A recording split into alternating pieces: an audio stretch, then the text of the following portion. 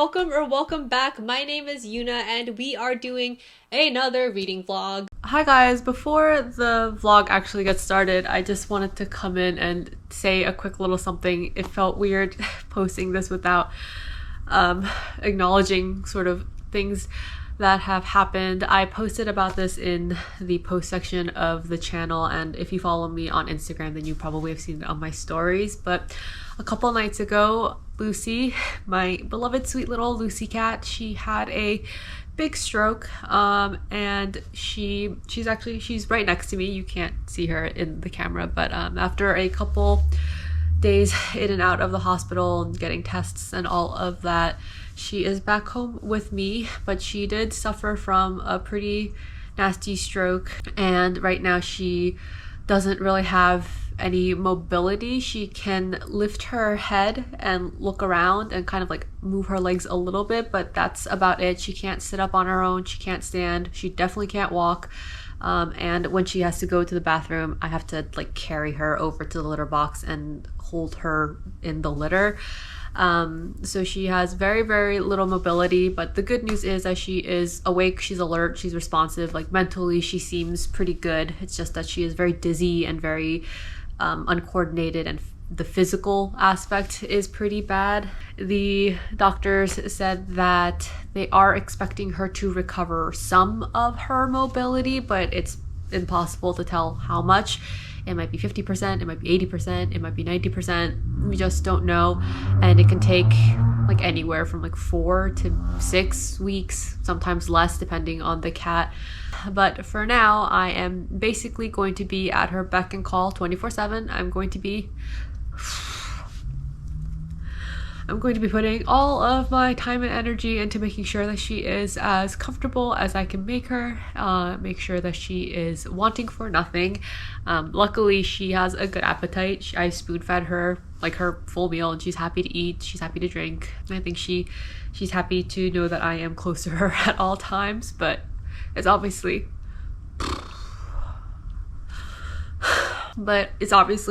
horrific to see her like this, looking very confused and unable to have any independence. Is really awful. But the main disclaimer that I want to give is that obviously a lot of my time and attention is going to be going towards Lucy. So for the foreseeable future, until she is somewhat recovered, I just don't know what posting is going to look like. I do have a few videos that I had pre-recorded or recorded before the stroke that I could hopefully find time to edit and post.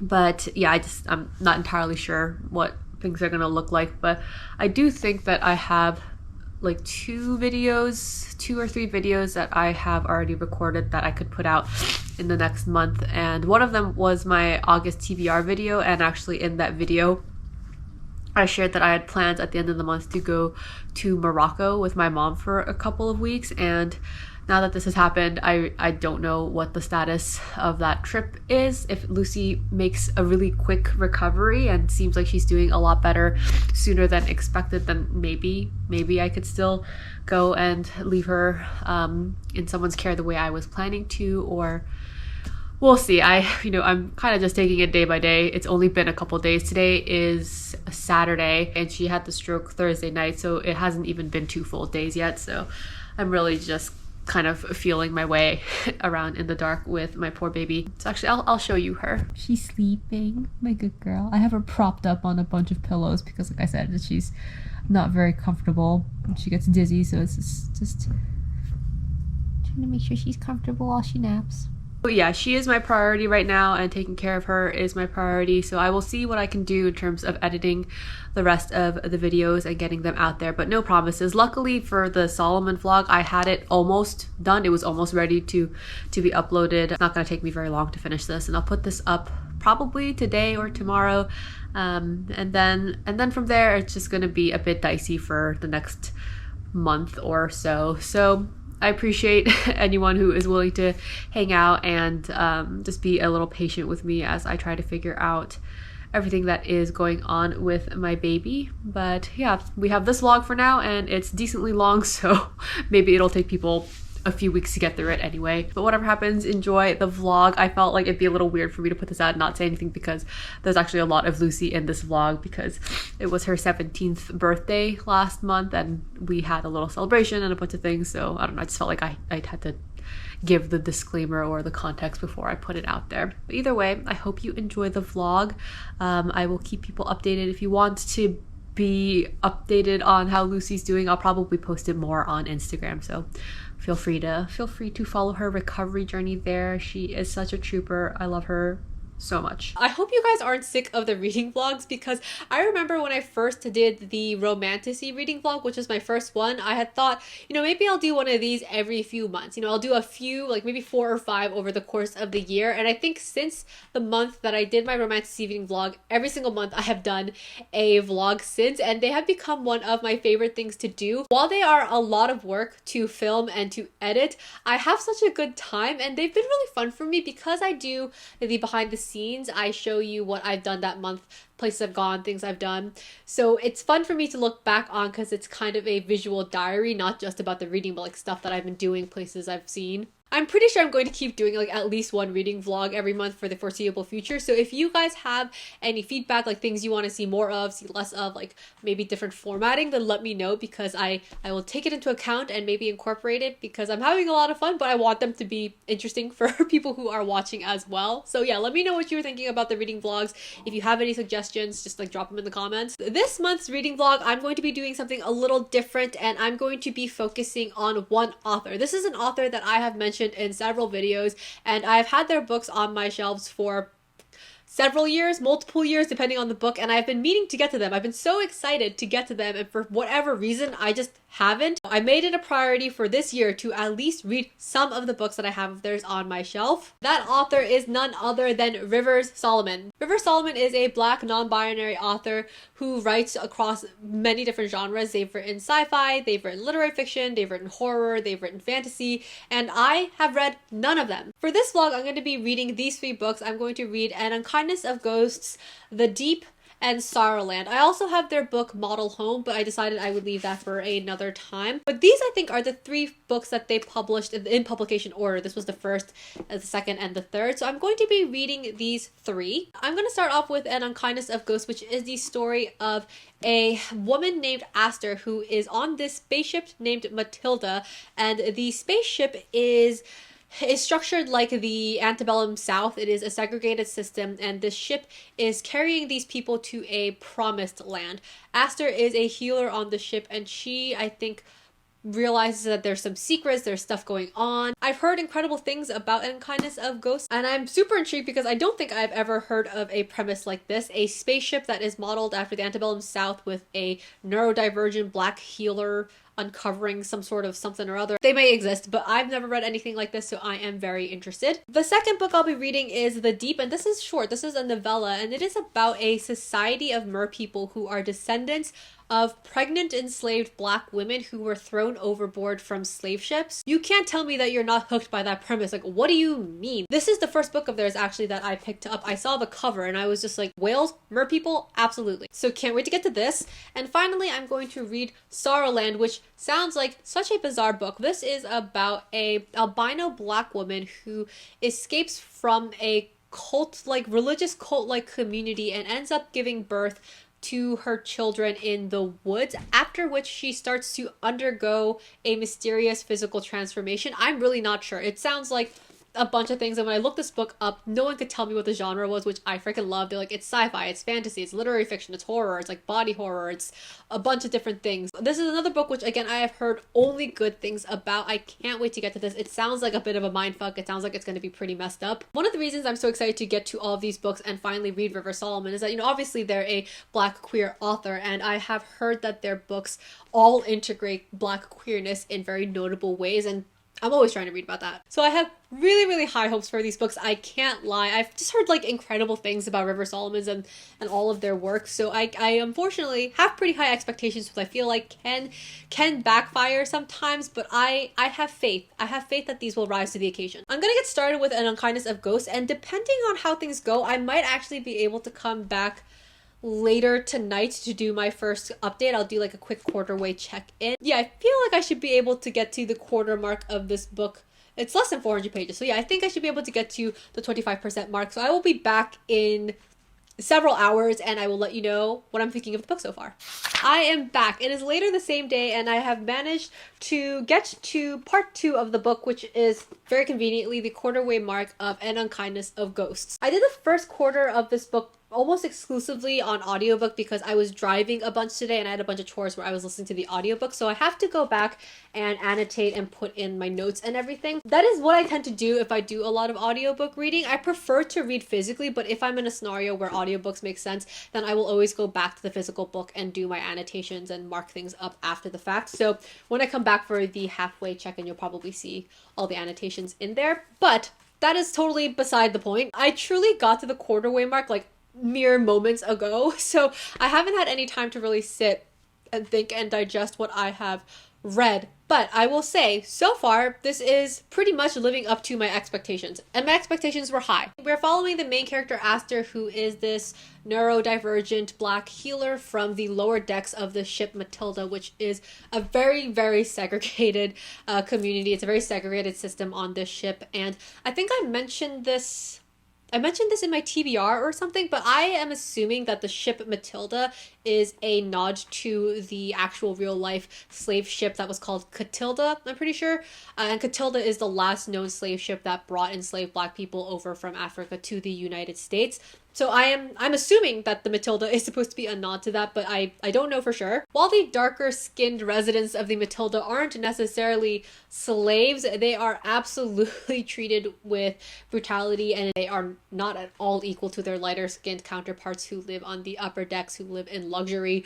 The people on the lower decks don't even get consistent heating. They are freezing to death. They don't have proper medical care or food, or they don't have rights. They can't move around. There are guards that abuse them. It's a whole fucking mess. So far we have touched on commentary on a lot of different things like gender expectations, neurodivergence, racism, inequality. All of that is being integrated into the beginning of this book, and we haven't explored anything too deeply yet because we're, literally a quarter of the way in, but I can see things that are building. I can see threads that have been dropped that I'm sure that we will be following throughout the book. So I am definitely very intrigued. I am hooked. I am curious. I want to know what is happening, because I'll talk a little more in a very quick spoiler section, but you get the sense that there is something building. There are things that are being discovered. I expect that those are going to be things that are going to blow up later in the book, so I am keeping my eye on those threads. I'm really enjoying Aster's point of view. It's not the same exact thing, but it's making me think a little bit of the experience of reading Beautyland, where the main character in that, the point of view character in that, was also a neurodivergent person who thought she was an alien. And I had mentioned how the writing style or the narration of it, because you are being narrated through a direct, more literal neurodivergent protagonist, there isn't a whole lot of lyricism. There's not a lot of hyperbole or metaphor or anything in the writing style, and so it's very interesting to read. And I can see again how some people might find it a bit dry. I don't feel that way, but I'm imagining someone out there is going to be like, it was a pretty dry read. River Solomon's writing style so far is also relatively straightforward. It's not very decorative. It's not very poetic. And I don't know if that is specific to this book as a reflection of Aster's, the way that Aster processes and understands things, or if that's just their writing style. I guess I'll see when I read the other two books. But so far, their writing style, like I said, is pretty straightforward, which isn't necessarily my preferred writing style. I'm a hoe for a lyrical book, but I'm not disliking this. For a quick spoiler section, I'm just going to talk about some of the threads that I have seen drop that I think are going to be the things that build into the main plot or the main conflict. We find out that Aster's mother, Loon, who has passed, who killed herself, left Aster a notebook that Aster has had over the course of years and she's read. But what she didn't realize is that her mother left her coded messages in this notebook. Her friend Giselle actually points out to Aster, like, how did you not realize these are code? And in the codes, Loon talks about discovering something, realizing something has happened. And Aster also has a friend, relationship friend, I'm not really sure, with this person called the surgeon, who is named Theo, and they're an important person on the ship. We find out from Theo that the sovereign, or the ruler of the ship, the main head honcho on the ship, is ill, and Theo suspects that this person has been poisoned because they're having weird symptoms. They're having like delusions, their eyes are changing, like the shapes of their pupils are changing. And what Aster realizes, she connects the dots because she realizes in her mom's journal, she has left her coded messages describing experiencing a similar disease or similar symptoms to what is currently ailing the sovereign. There's hallucinations, there's the changings of the eye shape, eye pupil. So now Aster knows that her mom was experiencing something similar to the sovereign and that she later seemingly killed herself. So there's definitely some sort of mystery, like something going on there. Her mom discovered something, was looking for something, like did her mom have anything to do with the sovereign being ill? I'm not sure. So we've got multiple things being seeded in the first quarter of this book. We have the unrest of the people who are being treated poorly on the lower decks, who are basically enslaved on this ship. We have their poor living conditions, the fact that they are being abused by the guards. We have this mysterious notebook with the mysterious coded messages left by Aster's mom, Loon. We know the sovereign was sick or poisoned or something and having similar symptoms to something that Aster's mom was experiencing. We know that Aster's mom went looking for something and found out about some mysterious thing that may or may not be connected to why/how she died. So less than 100 pages in, but there has been a shit ton that has been seeded. I have a lot of questions, so I'm going to keep reading this, and the next time I see you will be for the halfway check-in. But I'm super intrigued, so I'm going to keep on reading this, and I will be back shortly.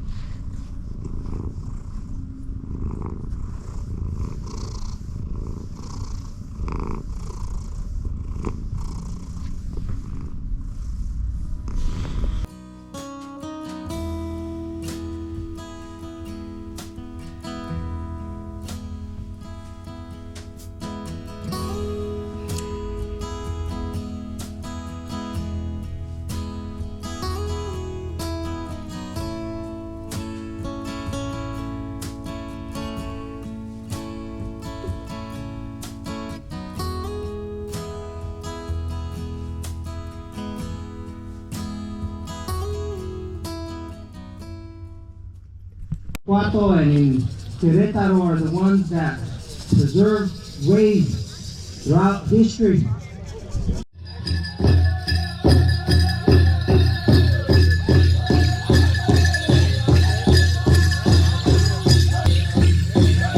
Ladies and gentlemen, what a beautiful grand entry we have today. All of our dancers are now in the arena. Let's give them a big round of applause.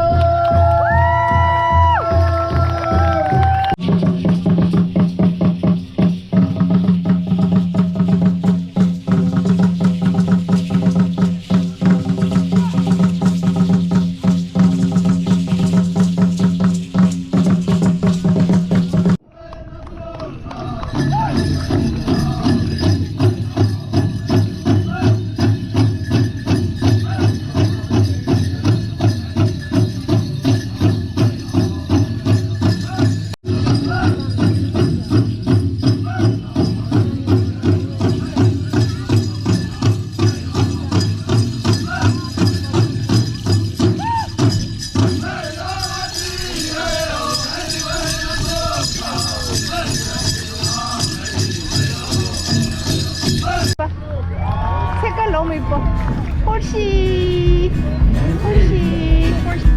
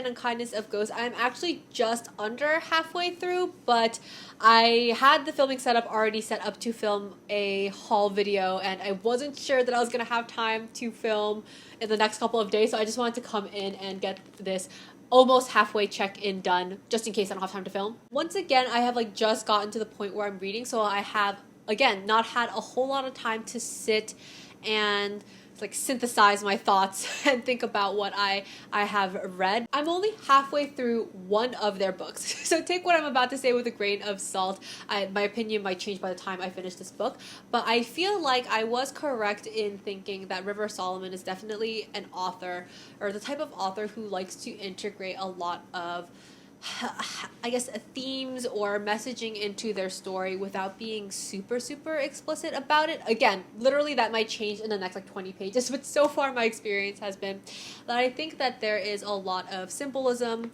there's a lot of metaphor happening that isn't there. There's not a lot of hand-holding on River Solomon's part, and I think that the author is left to their own devices to take from the story what they will, which I always appreciate that type of writing. And unfortunately, I still haven't had time to sit down and annotate and mark up the book physically, which I have to do. The physical reading and marking and annotating is a huge part for me, especially for books like this where I am trying actively to extract information or to extract meaning. I feel like I don't have to do that as much for a book that isn't as thematically dense. Like if I'm reading just something that's supposed to be cozy, or I don't know, maybe just like a fantasy epic that is not super dense or heavy again on like the metaphors and things like that, then I don't need to be as actively plugged in and annotating everything. But for a book like this, I do want to be as critical as I can be, because that is how, for me, I have the best time. So I'm going to prioritize in the next day or two, I'm going to prioritize sitting down with my physical copy and annotating and going back.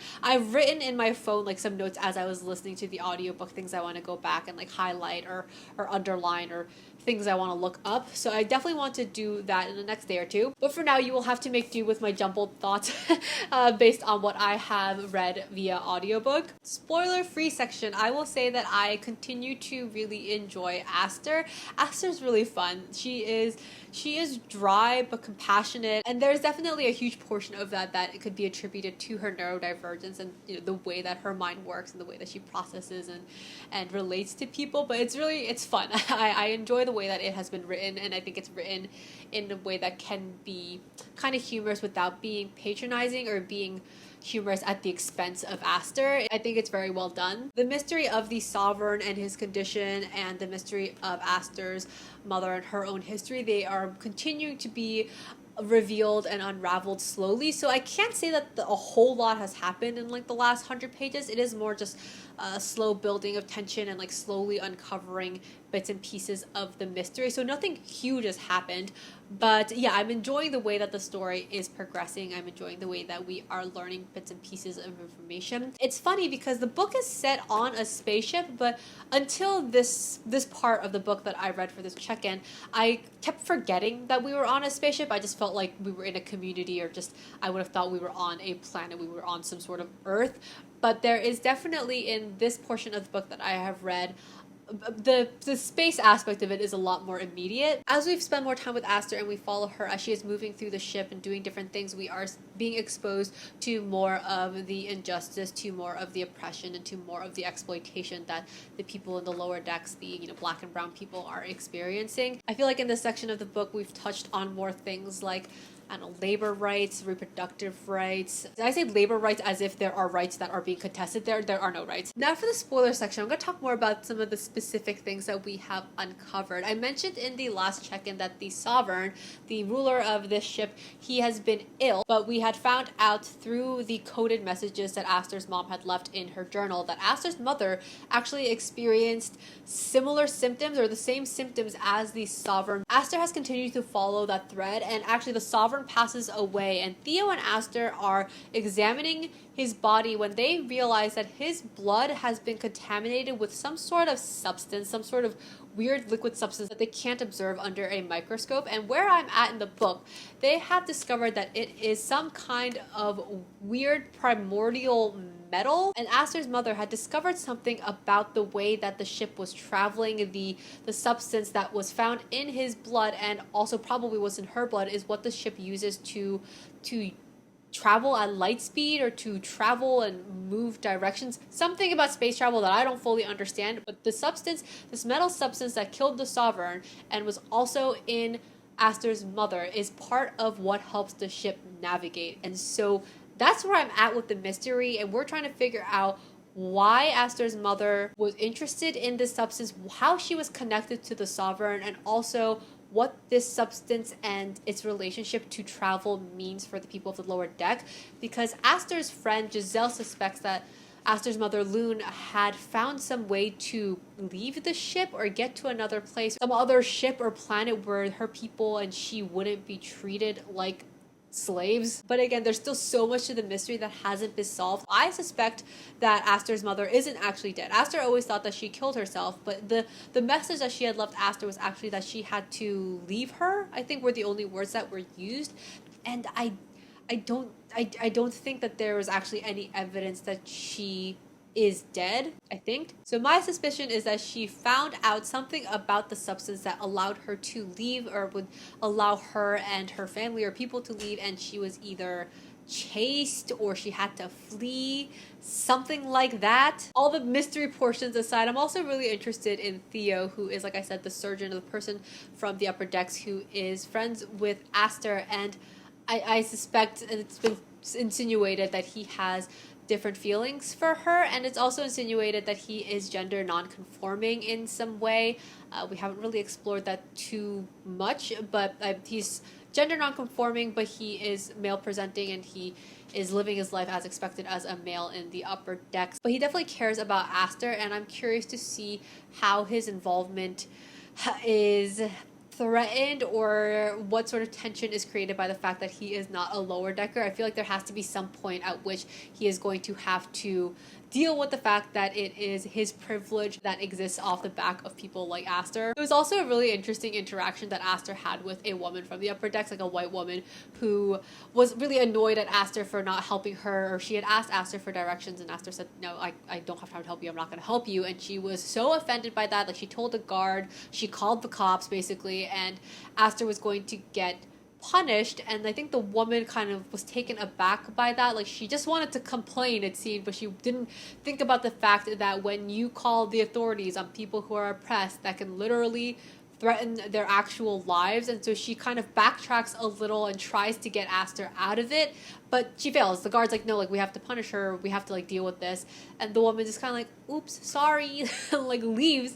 And the parallels to that in real life just infuriate me so much. Like, trigger happy people who will call the cops on black and brown folks without thinking about the repercussions of that, like without thinking about what that means. I'm you know, it's infuriating when people do it knowing that they're putting people's lives at risk. Obviously that's horrific and monstrous, but it's even more, I don't know about even more, but it is a different kind of infuriating when people do it without thinking about what it means to wield that sort of privilege against people for whom the cops and authority means a risk to their lives. That scene between Aster and this woman in the guard, I was just like clenching my teeth and just so angry about it. Aster unfortunately has to take it in stride, and there's so many elements of the book that are like that, where there are these horrific things that Aster and the people around her, like her people, have to go through, whether it's the environment that they live in, stuff around reproductive rights that they have to deal with. Part of it, once again, is because Aster is neurodivergent, and the way that she talks about things can be a bit dry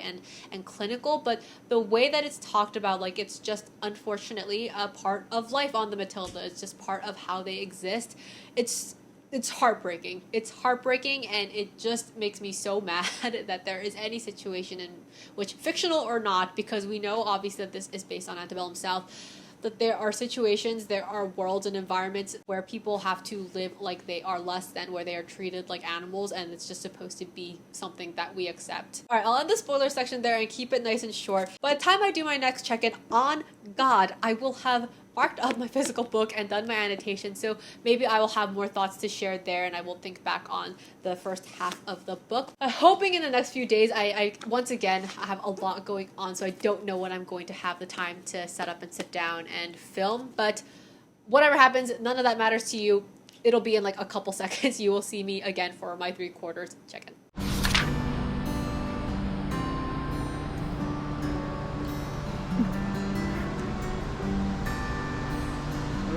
아이고 아이고 루시야 킁킁킁 우리 루시 예쁜 손 우리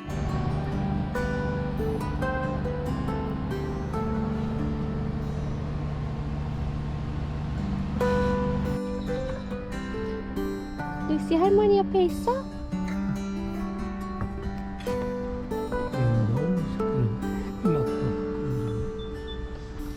제가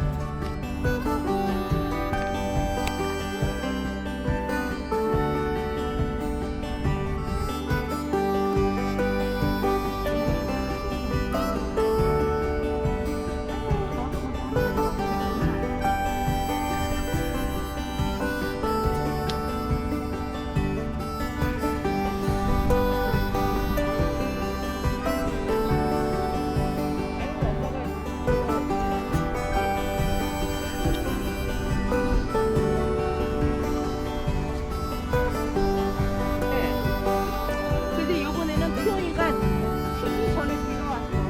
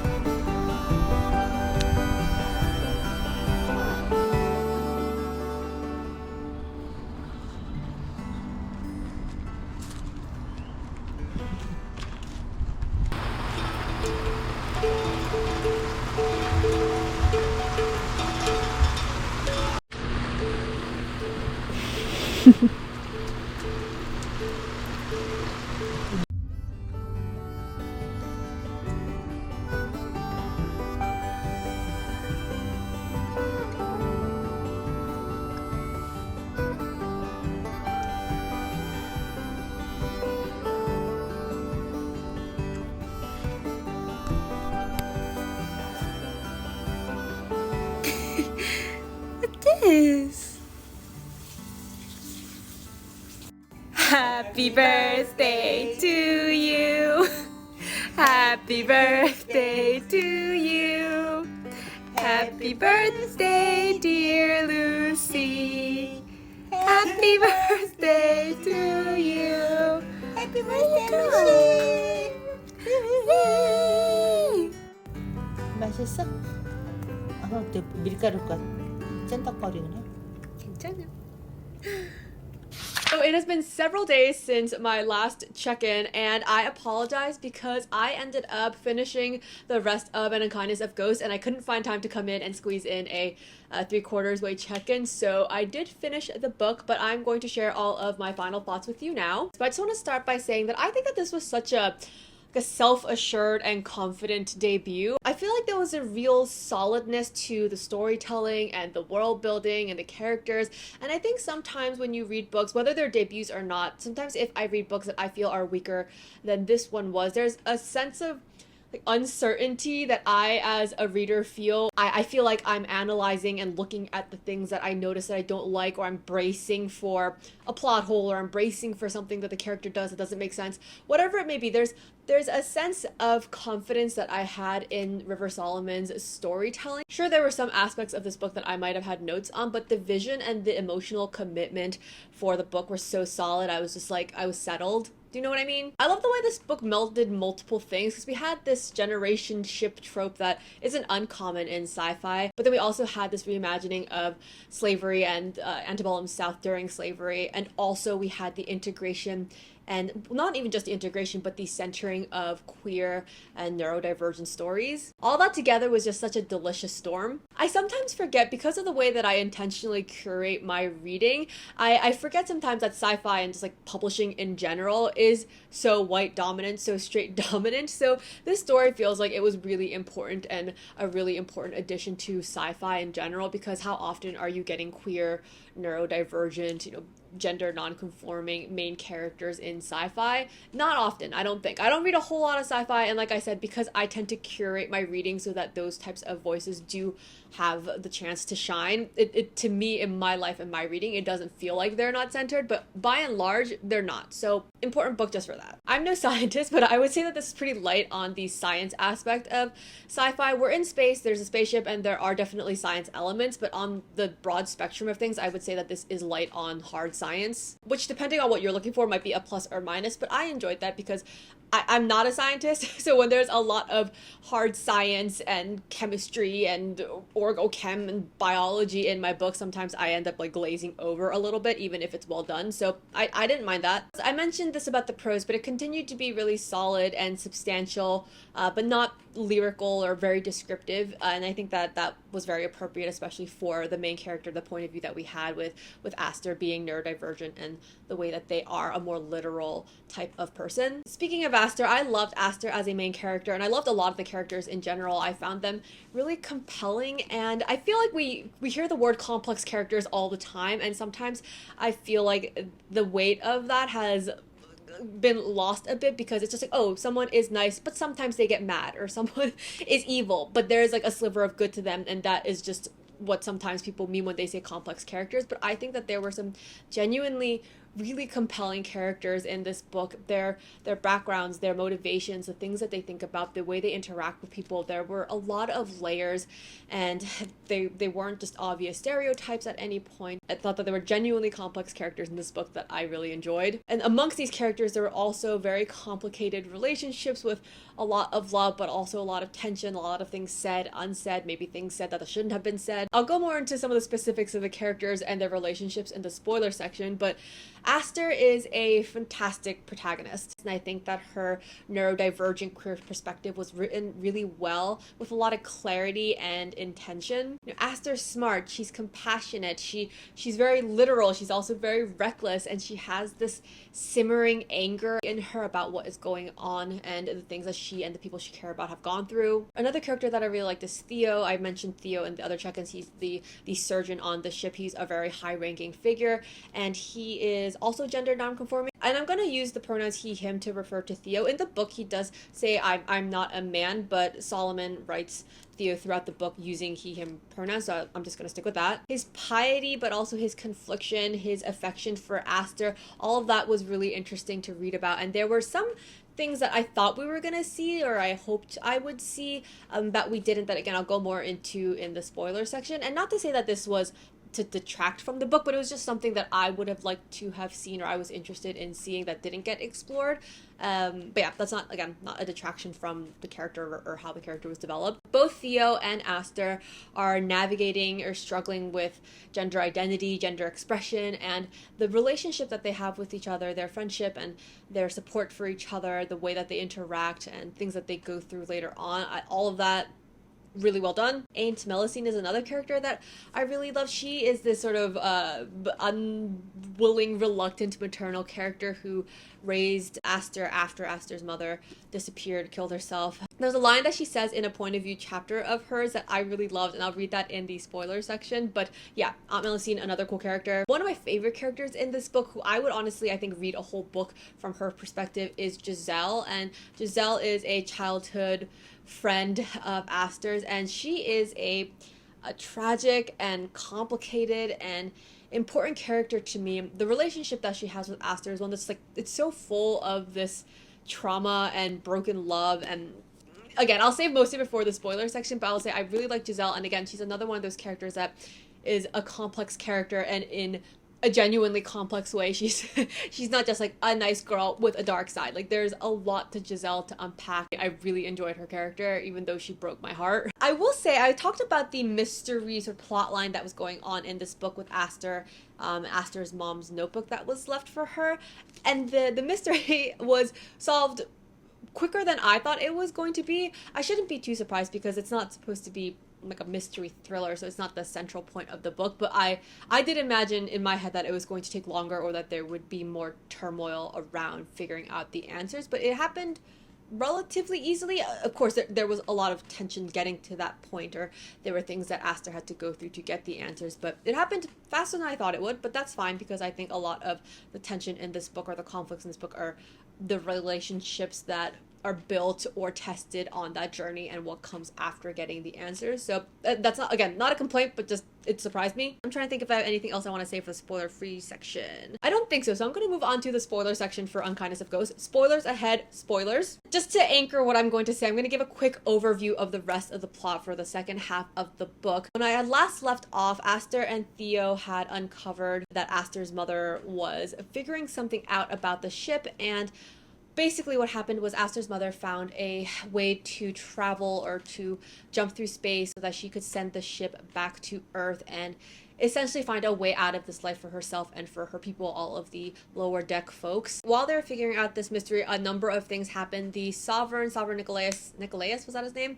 He passes away and a new Sovereign takes his place, the Lieutenant, he comes to power and he's extremely antagonistic towards Aster. He does not like Aster. He does not like Aster and Theo's relationship, which over the course of the book does evolve to become romantic. It's hinted at pretty early on that both of them have feelings for each other, but it isn't until probably the last quarter, like maybe even the last fifth of the book, that the two of them are officially romantically involved. But the new Sovereign, like I said, is just after Aster, and he is trying to teach her a lesson, trying to break her spirit. Part of how he does this is he executes multiple people who are important to Aster to, again, just like grind down her spirit and her resistance that she has.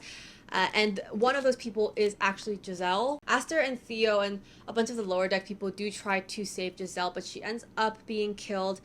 And Theo ends up killing the new Sovereign, and Aster uses all of the clues left by her mom. She picks up the breadcrumbs and puts them together and is able to escape the ship and take Giselle's body back to Earth, which is where we close out the book. The ending is a bit open-ended because you don't know, like, is she going to go back to the ship at some point? Are the people going to come to Earth? Like, how are she and Theo going to reunite because Theo is still on the ship and she's on Earth? There's a lot that's not wrapped up, and that's fine. I really love the way that the book ended. So with that background, I want to go back to talking about the characters and some of the relationships. First, I'll talk about Theo. Like I said, I thought he was a fascinating character, and one of the things that I thought that we were going to explore more, or that one of the potential tensions that might rise, was him having to reckon with or navigate the privilege of his position and the privilege of him being passing with the affection and devotion that he has to Aster. I thought there was potentially going to be more conflict around that because there were instances of things like that being alluded to. I mentioned in my other check-in of like the woman who ended up getting Aster in trouble and other instances. So I thought that was going to be a bigger part of their relationship, and it actually ended up not really being an issue at all, which is fine.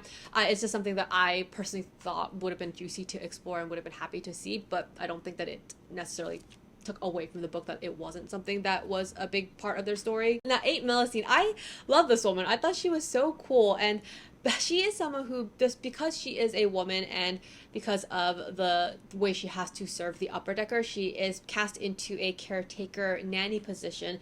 And there is a chapter in this book that is from her point of view. And it's actually in that chapter that we find out that Melusine is Theo's birth mother, and he was taken from her and raised as an upper decker, which doesn't actually get revealed to anybody and is also not a part of the plot. It's just juicy backstory. But there's something that Melusine says as she is talking about how she is a woman who has been forced into this caretaker role, even though she is not someone who identifies as maternal. She doesn't have maternal feelings. She doesn't really like or care about raising kids, but she has had to do this.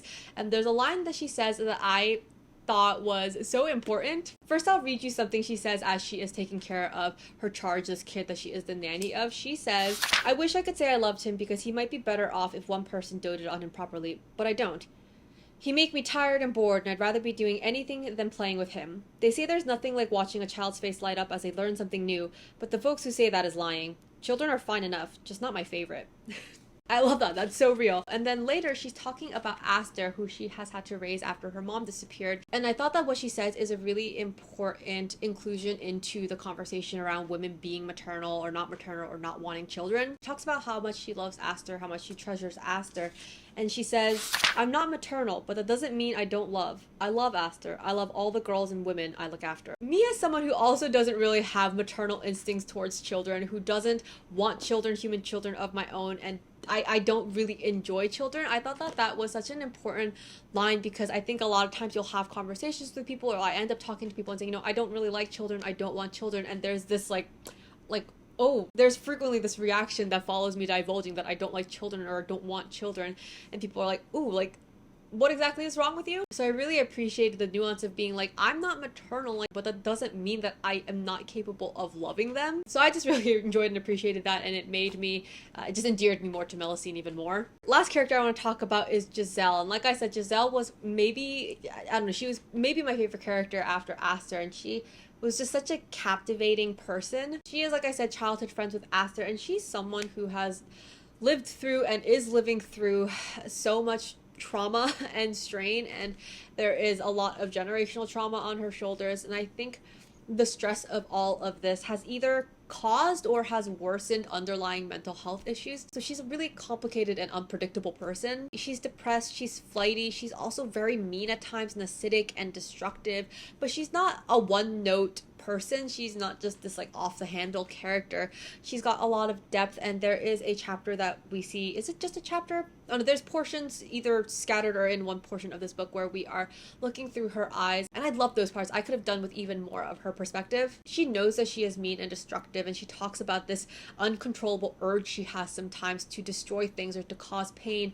And when you think about that in relation to all that she has endured and is enduring, it's fucking heartbreaking. It's so heartbreaking to see the way that she has been sharpened and broken and like is reacting to her life and her situation in this destructive way. I mentioned that she is executed by the new sovereign, and the whole scene is so heartbreaking because Aster and Theo try to find a way to get her out of there, and in the end Aster ends up just throwing her a knife, and the expectation is that she's going to fight off the guards or at least go down fighting, and instead she turns the knife on herself. And I'm going to read you some of that scene. I'm going to read you part of that scene and also the last conversation that Aster and Giselle have as Giselle is dying. Actually, first I'm going to read you some passages and lines that are from Giselle's point of view as she is reflecting just like on herself and her understanding of herself. I'm a very physical person. I like to touch and be touched. I like to tear things apart when someone gives me the chance.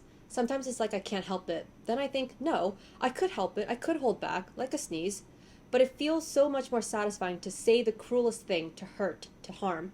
I wish I was better, but I'm not, and so there's nothing to do but love who I am. Maybe I'm a little devil, but that's all right too. It's just that I'm so angry for all these reasons. For all these reasons, I can't help. And again, it's so important to think about this character in context of the society she's in, the trauma she's endured and is enduring. She's been repeatedly beaten, she's been assaulted, she's been raped, she's been forced to labor, she's been treated and seen as an animal that's less than. And so just this response, this trauma response that she has, where she's just like, I need to hurt something, like I need to lash out, I need to do something. I just think it's so believable and so painful. Now I'm going to read you part of the execution scene where Theo and Aster were trying to stop her execution, and Aster throws her a knife, basically being like, take out the guards, like do whatever you can do. And instead Giselle's like, you know what, I'm not letting these people take me. There's no way I'm going to get out of this alive. So she stabs herself and decides to try to kill herself, so she can at least say that she had the autonomy to do that. But instead what happens is Lieutenant, the new sovereign, he comes over and he deals what is essentially the killing blow and takes away from her even the chance to be the one to choose to end her life in the way that she wants. She howled, and if souls were real, that was the moment Giselle's abandoned the ship. What a small thing she had asked for. To be left alone, to be allowed the solace of her own atoms. The only cocks she wanted inside her were the ones she requested, the only hands on her body, the ones she begged to have touching her, the only knife in her gut, the one she'd lodged there herself. And now I'm going to read the conversation that Giselle and Aster have as Giselle is dying, and I just, like, this messed me up. Aster, she said, her voice was a simpering croak. Devil, Aster answered. I'm going to die? Aye. Then promise me you won't remember me fondly. Promise me you'll blame yourself, said Giselle. Words left hurriedly from her lips, whisper quiet. Aye, I will, said Aster. I can't help but do so. I want to be the chip on your shoulder. 50 years from now you'll think of me with a sodden heart. Promise me. Promise me I'll be the mean wench ghost who drives you mad. Don't be happy. When people say she'd want you to be happy, know better. Aye, yes, Aster nodded. Aster, said Giselle, eyes fluttering spastically, tears pooling in the corners of her eyes before spilling onto her cheeks. Thick black ink from her eyelashes smeared onto her lids. What is it? Whatever you'd like me to say, I'll say it. I'll say it 1,000 times. I'll swear you any oath you want. Aster begged Giselle to say more, but she didn't. Her spiteful eyes had gone dead. I just think that is so raw and painful to be a person who has lived through so much pain and just had such a life that at the end of it, the thing that you have to ask of your closest friend, your only confidant really in this world, is to remember you spitefully and to live in grief and to not be happy in your absence. It's just... yeah. I'll end the spoiler section there. And actually, I will say the last line of this book gave me chills. Obviously, I'm not going to read it or say what it was, but the last line of this book gave me chills, and there was such a satisfying feeling I had at the end of this book. Even though, again, a lot is left open-ended, you don't really know what's going to happen or the fates of any of these characters. I feel like satisfying is one of the best ways that I could describe this book. I just thought that it was really self-assured, and it had its internal consistency and its themes and its message. I don't know, I feel like I'm repeating myself again, but I just thought it was a really strong book and a really important story to add to the sci-fi genre, or like the realm of generation ship stories. I think the centering of the queer, gender non-conforming voices, the neurodivergent voice, I think that was really important and really well done. Obviously, you want the representation, but it is important for that representation to be done well. And with my non-expert opinion, I think that it was done really well, and again, with a lot of clarity. I had such a good sense of who Aster was. So I had a good time with this. I think this bodes very well for my reading relationship with River Solomon on all the other books of theirs that I want to read. This was an excellent start to this vlog, and my reading relationship with River Solomon. Obviously I'm going to be reading more of their books, so this just makes me very excited to see how they develop as a writer, because again, this was their debut book and they have several that have been published since. If I had to give this a star rating right now, I think I would say 4 stars. Like a solid 4 stars. I'll probably come back at the end of the vlog and update my ratings on all the books, but for now I would say 4 stars. Really loved it. I would definitely recommend if you like sci-fi, if you like speculative fiction, if you want to read more, queer, neurodivergent stories. This is a good one. Now that I finished An Unkindness of Ghosts, I am going to move on to the next book that I'm reading for this vlog, which is The Deep. This is a shorter book. This is a novella. It's like less than 200 pages, so I'll probably just do 2 check-ins for this. I'll come in at the midway point and at the final check-in. I will say that I think The Deep might be the book that I'm most excited for. It's just the book that I had first picked up by them, and I was so intrigued by the premise that I was just drawn in. I think that The Deep might be the book that I am most excited for this reading vlog. It's the book that I've had on my shelf the longest, and the premise was so fascinating to me that I was drawn in, and it was what made me curious about picking up River Solomon in general. So I'm very excited to get to that. I will read to the halfway point and come back to give you my thoughts. I am hoping there are whales. I'm hoping there are whales. There are whales on the cover of this book, and I love whales, so fingers crossed.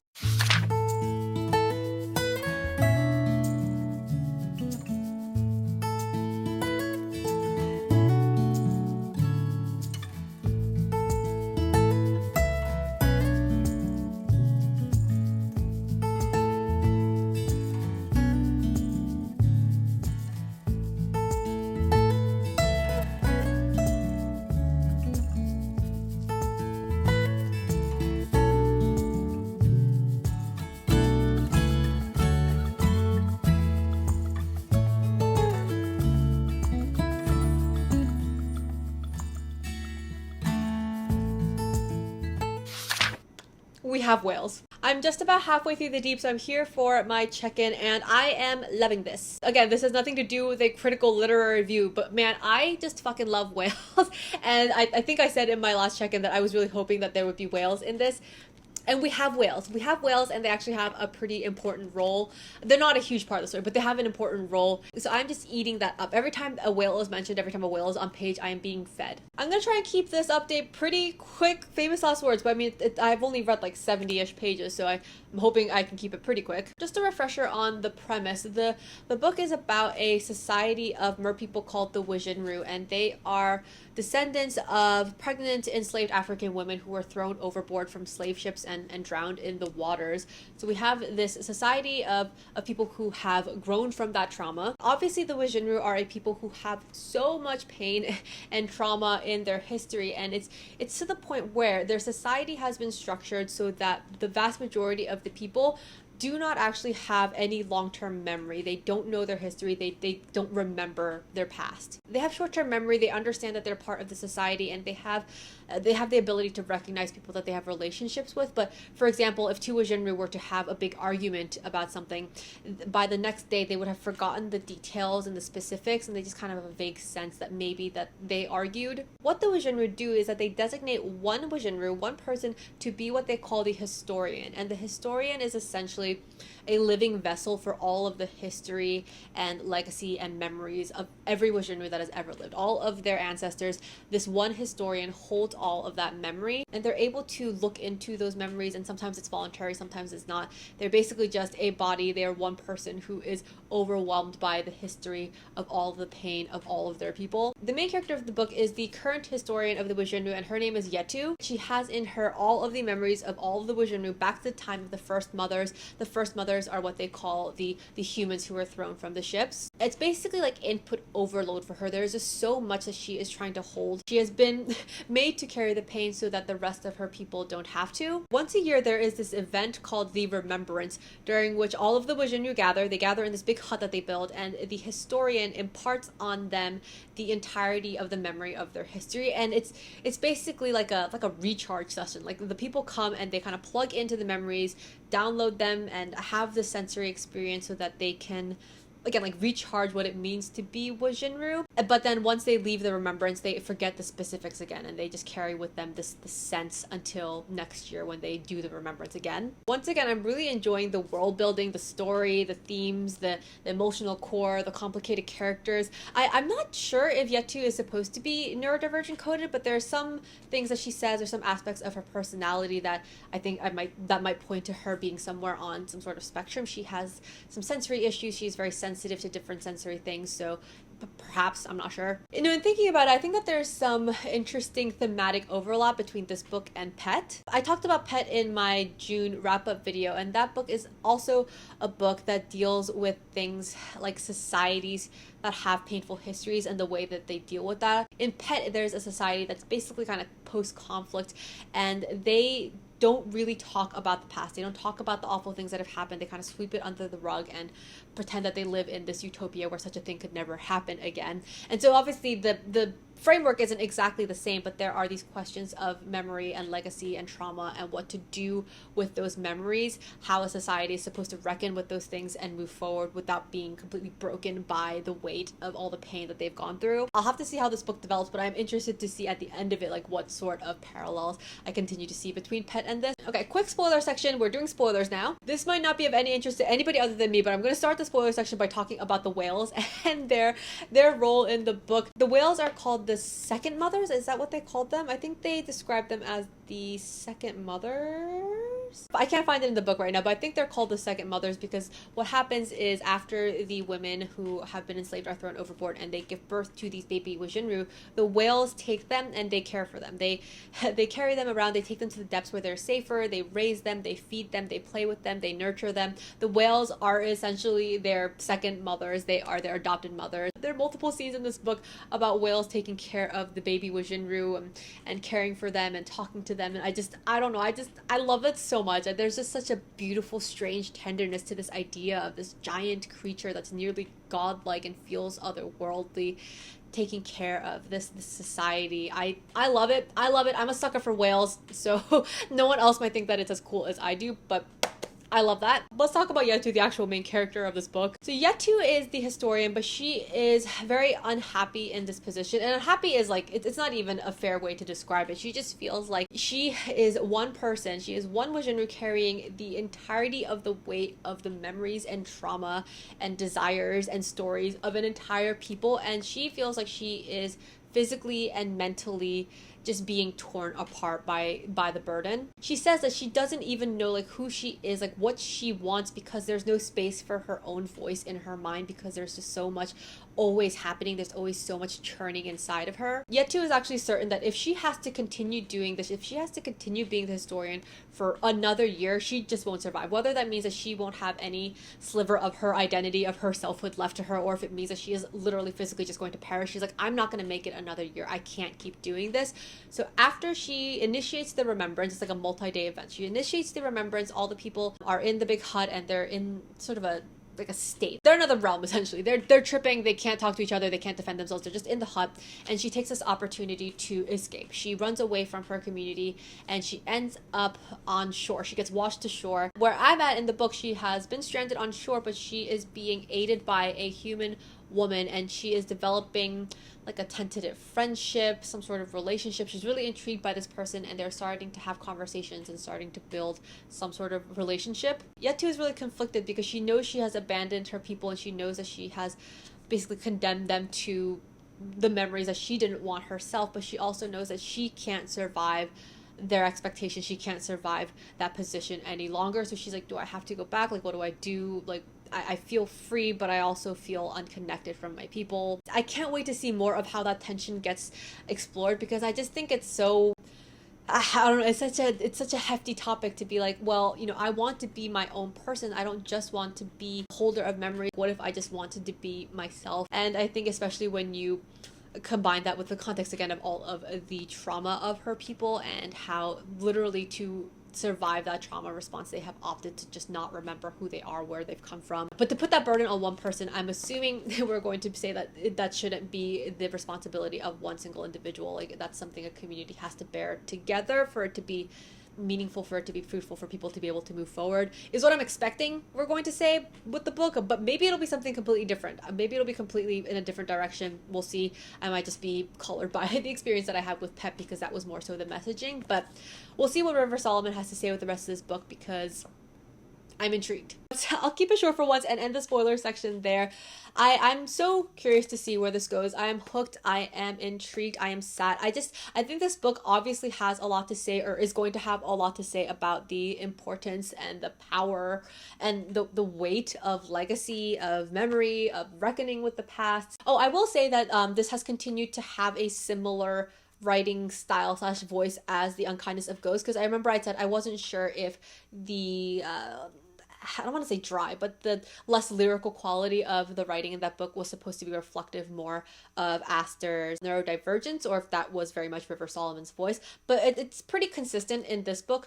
Again, I don't know if Yetu is supposed to be another neurodivergent character or not, but at this point I'm just going to say that is River Solomon's default writing style. They have a more grounded, straightforward, not very decorated writing style, but it is still very impactful. Now I think that's all I have to say. I'm going to keep reading this book. There's a chance that I'm going to finish this like today. There's only about 70 pages left, so if I can find a bit of time to just sit down and power through, I'll probably finish this.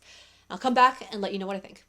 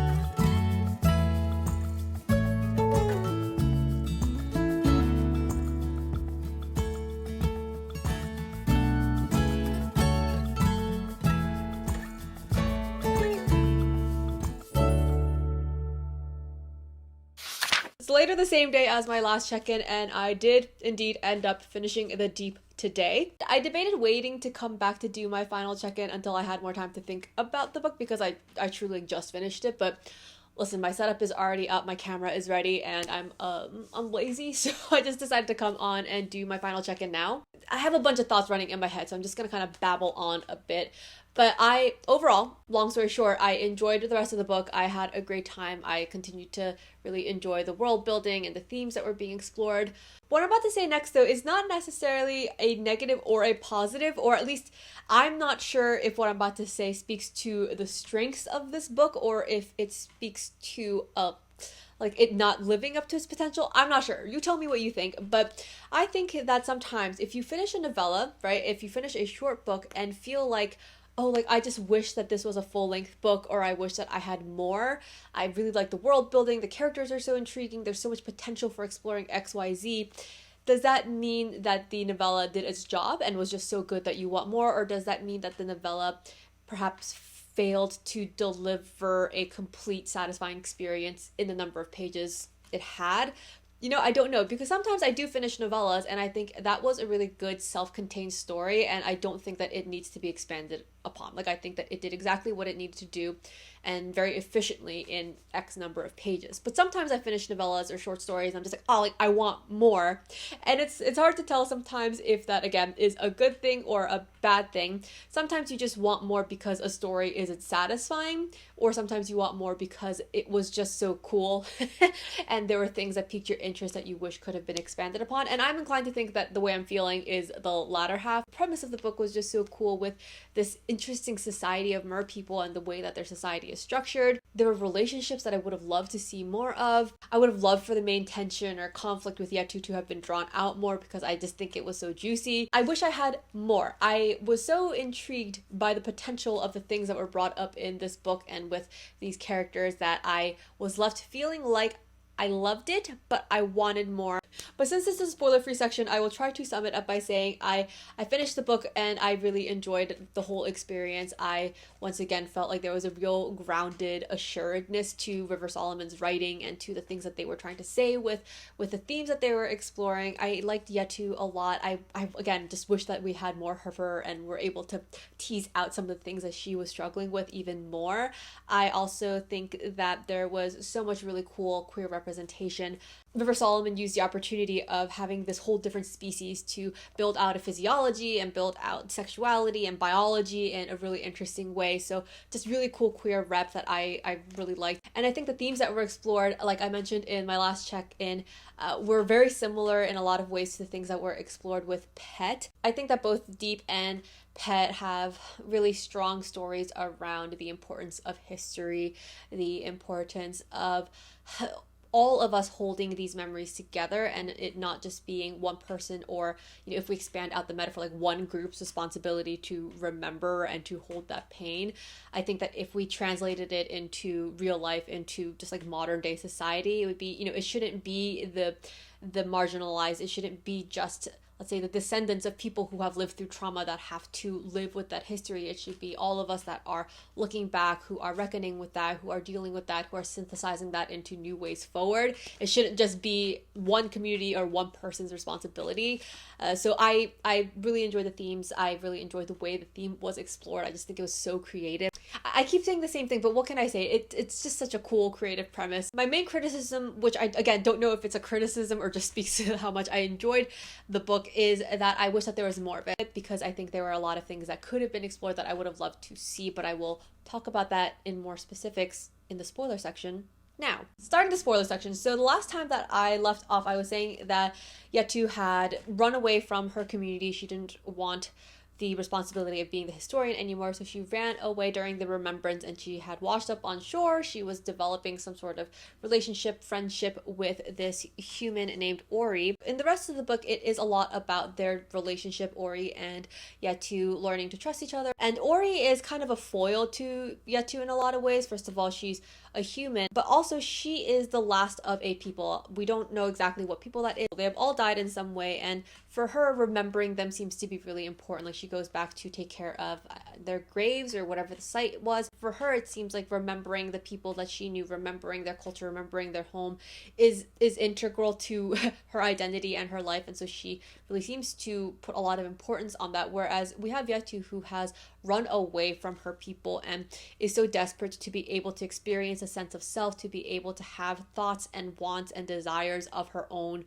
without the burden of all of these memories. And so she has fully abandoned her ties to her community when she is with the Ori. And so we have these two very different reactions to pain, to community. Yetu does decide to go back to her people. I think it's a mix of guilt and responsibility, and also realization that she does want to be around the people that she cares about. And so she does go back, and her mom and her community actually say, you don't have to do this, like we can do it together. And they essentially release her from the burden of having to be the only one, having to be the one and only historian. Now, where I would have loved to have seen this book expand a bit more, when Yetu returns, like I said, she is immediately trying to take back the memories and to free the rest of her people from that burden and the pain that they're experiencing. And they're sort of immediately like no, we can do it together, like don't take this. And I don't know, I think that while I think Yetu has had the experience that she needed to have for the story, I think it would have been really cool to have explored that tension a bit more, because I'm sure it is easy to imagine some people or some members of that society being like, I don't want this, like this is too much to bear, this is so painful, you should take this back. It is better for one person to suffer than for the entirety of this community to have to suffer. I feel like that could have been some really juicy tension and the conversations that we could have had. Another aspect of this book that I just thought was also really intriguing and different, and again I would have loved to have seen explored more, is the impact of this lack of history and lack of long-term memory on relationships between people. River Solomon definitely does talk about it, and it comes up especially with Yetu and her Amaba, her mother. They talk about the different experiences they have in their relationship because their mother has more of just like a vague feeling of what they mean to each other, whereas Yetu remembers very specific things and knows the details of the things that they've said to each other and done to each other, done for each other. But I just think that that's such an interesting way of framing a relationship. Like, how do you have meaningful, deep relationships with people if you don't remember your history? Like, not even the long-term history of your people or your community, but specifically like things that you've said to each other, things you've done together. If you can't hold on to that, and if that's not shaping the way you move forward with someone, like what does that relationship look like? I just thought that was so bizarre and wonderful, and I would have loved to have seen that fleshed out more. It's not that I think that this book was lacking necessarily. I think it did what it wanted to do. I think that River Solomon had the self-contained story and touched on the things as much as they were going to touch on them in what was intentionally a short story, but there were just things that they introduced that I was like, can I just have a little bit more of that? And that's me being greedy as a reader, because I think that the book was really cool. So long story short, I will end the spoiler section there and say that this book left me feeling conflicted, maybe because I really enjoyed what I read, and it got me thinking about a lot of things, and it intrigued me in a number of ways that made me wish that this book was longer. I think the story that I want to read with these characters and in this world is like a full-length book, but for what it is, for what it was designed to be, I think that it is really strong. And actually, I just remembered, I do want to read you a line from the book. It's out of context, not really a spoiler, but just a sentiment or idea that I thought was really powerful and really central to a lot of the interconnected themes in this book. So I'm going to read it to you again. I don't think it's really a spoiler, but if you are worried about it, don't listen to me. It is a scene where one of the Wajinru and a human are talking, and so I'm just going to read you like a little snippet of their conversation. So in this scene, just to orient you, we refers to the Wajinru individual and she is the human. Do not follow me, strange fish, savior. We must each be where we belong. What is belonging? We ask. She says, where loneliness ends. I don't know, something about that line just made me sit and think for a minute. What is belonging, we ask. She says, where loneliness ends.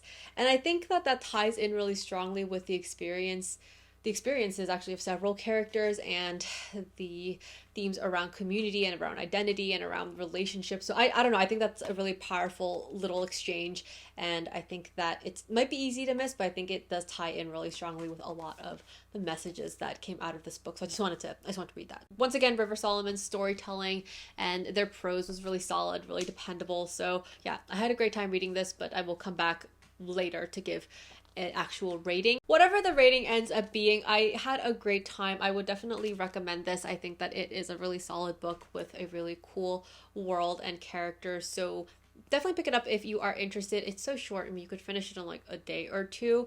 And there's whales. There's whales. But now I'm going to set aside the deep and move on to the last book that I said I was going to read for this vlog. It is Sorrowland right here. I am so intrigued by this book because I feel like I have heard just reviews all over the place, and it seems to be a book that no one can nail down the genre, what it's supposed to be. So I will start reading that, and once I have hit about the quarter-way mark, I will come back and give you my thoughts.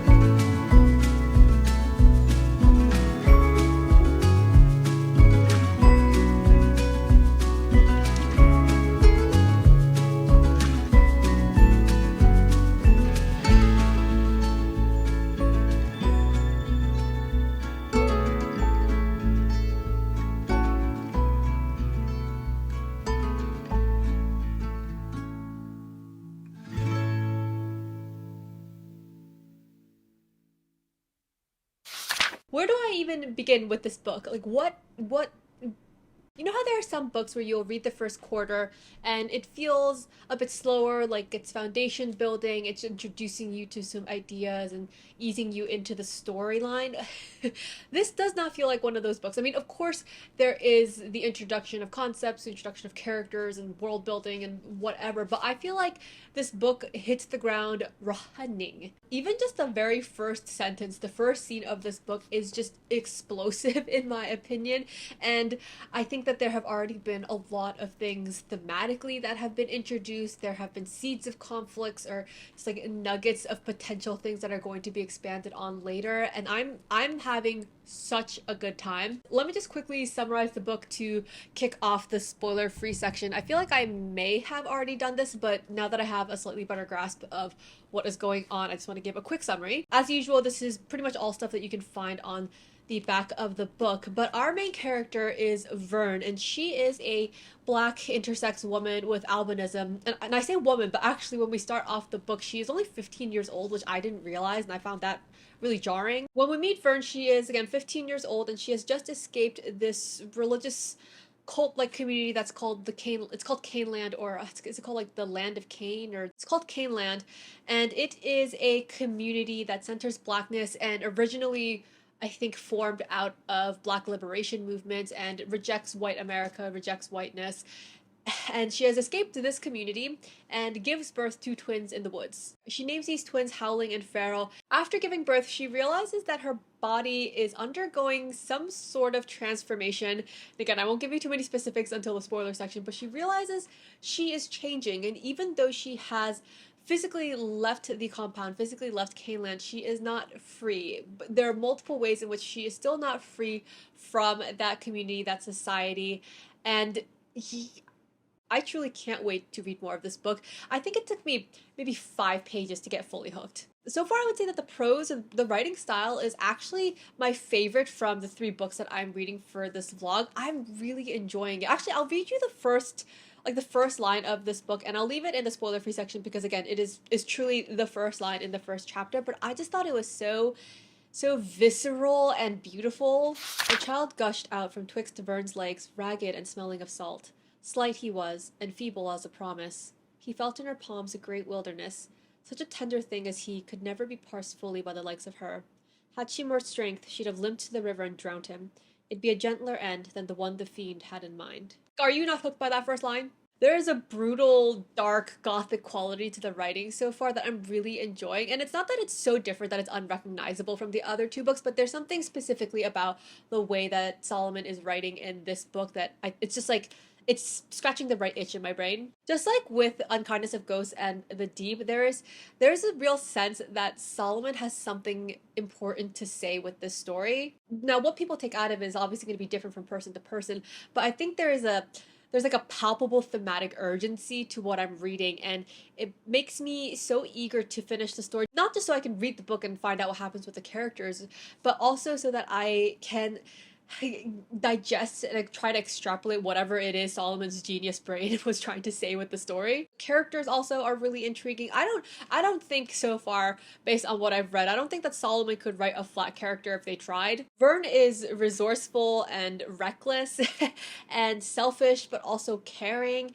And she's just a kid, right, when we meet her in the beginning of this book. Like I said, she's only 15 years old, and she was more or less forced into this life that she has fled from, but she has a real sense, I think, of injustice, and she reminds me of Aster, actually, in some ways. They're distinct characters for sure, but she reminds me a little bit of Aster. It's also kind of a jarring experience reading about her suddenly becoming a mother even while she is a child. And at the beginning, it doesn't really seem like she has a very strong maternal instinct, and she even says she has a hard time mustering up gentleness when she is trying to tend to these children. But she certainly loves both Howling and Farrell, I think, and wants to do right by them and wants to protect them. But it is really complicated, right? Watching this teenage girl give birth to these twins in the woods after having escaped a traumatic experience and having to watch her mother, like, figure out how to mother these kids in the woods.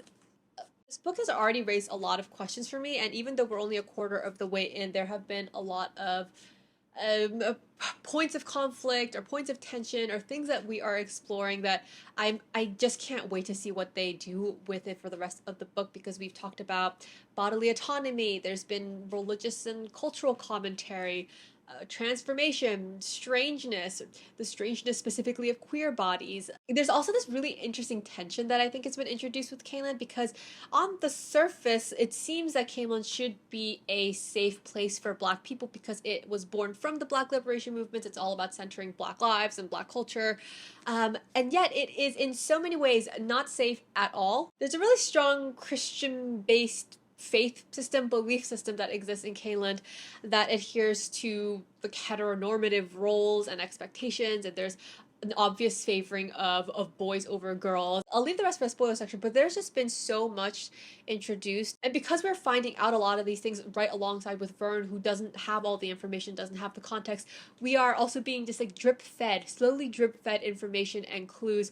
So my appetite is not anywhere near sated. Alright, spoiler section. I'm gonna start the spoiler section now. I'm gonna be talking about more specifics about the first quarter of this book. Okay, where do I begin? There is so much bizarre, juicy stuff going on with Caneland. First of all, we find out that Vern, when she was even younger than she is now, obviously, so she must have been, what, like 14, 13? She was forced to marry the cult leader, Reverend Sherman, who is the leader of Caneland, and she had no say in it. He basically was like, I want her, and she had to go marry and be wife to this grown twisted man. They have some very questionable practices at Caneland. At night when they go to bed, someone comes around and chains all of them down to their beds, whether that is to keep them from escaping or to keep them from, I'm not really sure. All the Canaanites also experience hallucinations, and while Vern didn't realize it while she was there, she comes to realize after a phone conversation with her mother, who was still in Caneland, she realizes that the reason behind these hallucinations, it's not spiritual, it's not religious, it's actually that they have been drugged unknowingly by the leaders. They're repeatedly being drugged. It's not a one and done thing, but they have been drugged throughout their lives, their time in Caneland, and that is causing the hallucinations. When the book opens, Vern talks about being tracked and hunted by someone named the Fiend, who is doing bizarre things like killing animals and then dressing them up in different baby clothes and leaving them around for Vern to find. So while this Fiend is tracking and following Vern, they also are leaving them dead animals in babies' clothes. But we find out, and it's really disturbing, because Vern ends up meeting a woman at a bar. Like, she leaves her kids in the woods and goes out and meets some people, and she ends up starting this situationship relationship with a woman named Ollie. But while she's at Ollie's house, she goes to find a towel, and when she opens the closet, actually finds a bunch of baby clothes and realizes that actually Ollie is the Fiend. This is the person that has been tracking her down.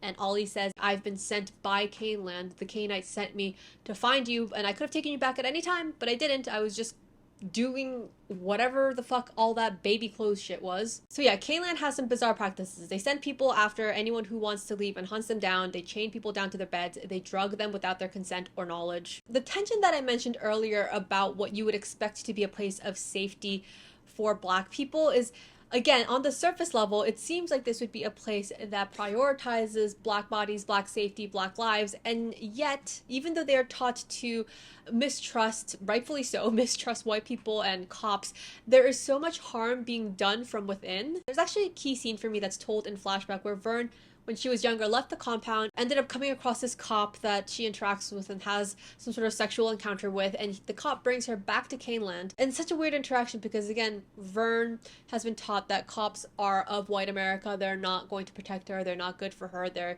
not a source of safety, which is true.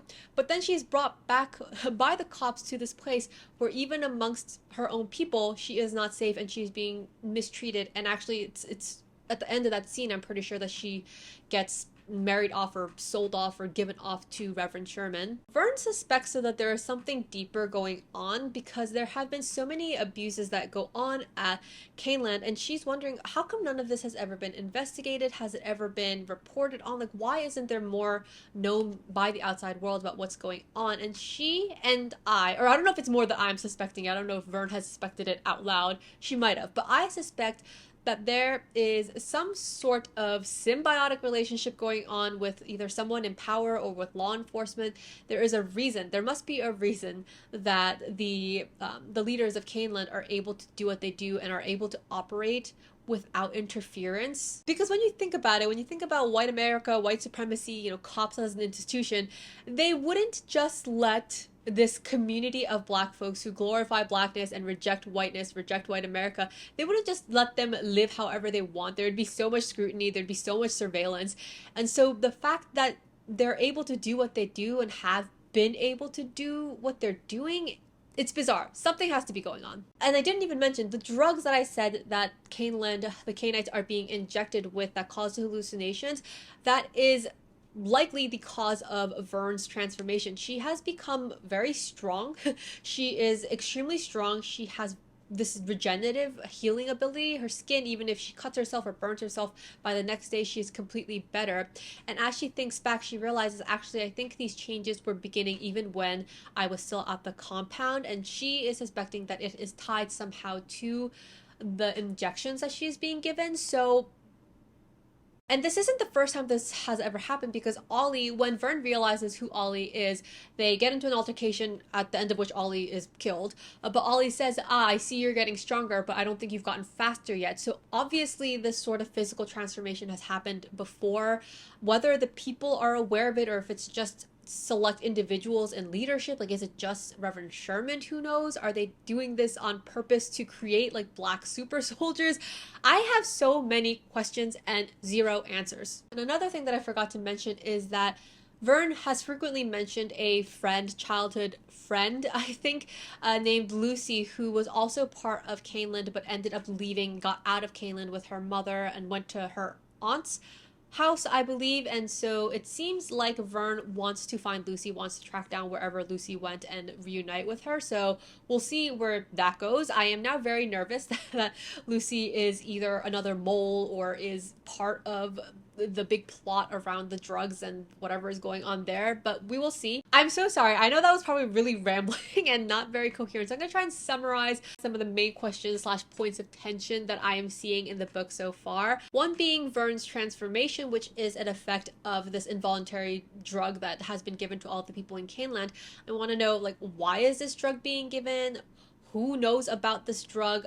Where are they sourcing the drug? What is the purpose? I also want to know about whatever weird agreement or relationship exists between the leaders of Caneland and law enforcement or the government, whatever, because how are they getting away with everything they're doing? Like, why hasn't there been more scrutiny or investigation? There has to be something fishy going on. Okay, I'm gonna end the spoiler section there and just say that there is so much happening already, and it's only been a quarter of the book. It feels like there's been enough action and enough discovery and revelations that have happened for it to be like 3/4 of the way through the book, and yet there's so much left. So I'm going to keep on reading this, and I will come back for my halfway check-in. I'm sure I'm going to have a ton to say. I'm just loving this so far, and I don't want to speak too soon, but if it continues on this vein, I wouldn't be surprised if this ends up being my favorite book that I read for this vlog. We'll see.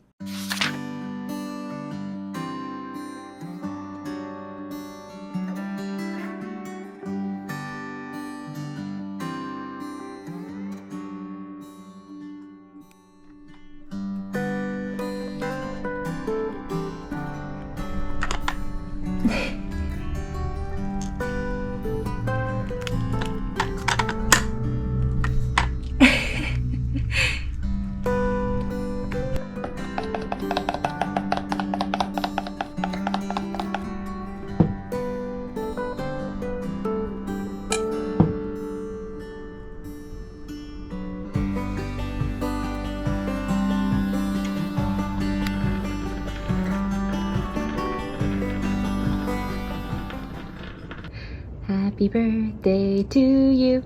Happy birthday to you. Happy birthday, Blink and Mimic.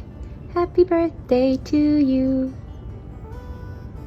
Hello, okay, I am back for my halfway update of Sorrowland, and I just finished recording my quarterly wrap-up video, so my voice is pretty shot, so I'm gonna try and keep this quick. But actually, I feel like this is gonna end up being a pretty quick update because I don't have a whole lot else to say. I actually feel like there was a lot that happened in the fourth quarter. I feel like there was actually a lot that happened in the first quarter, and the second quarter, I feel like we're sort of in a transitional stage, getting from point A to point B and to spending a bit more time with our character. So I don't feel like I have a whole lot to add. Famous last words though, we'll see how long this check-in actually is. I feel like most of this unfortunately is going to have to go into the spoilers section, so I'll try to keep this part spoiler free. I'm continuing to really love Vern, the main character. I just think that she is not afraid to be unlikable. Like, it is not in her nature to try to be a sweet person, and I really appreciate that about her. She is just who she is, and if she is angry, if she is feeling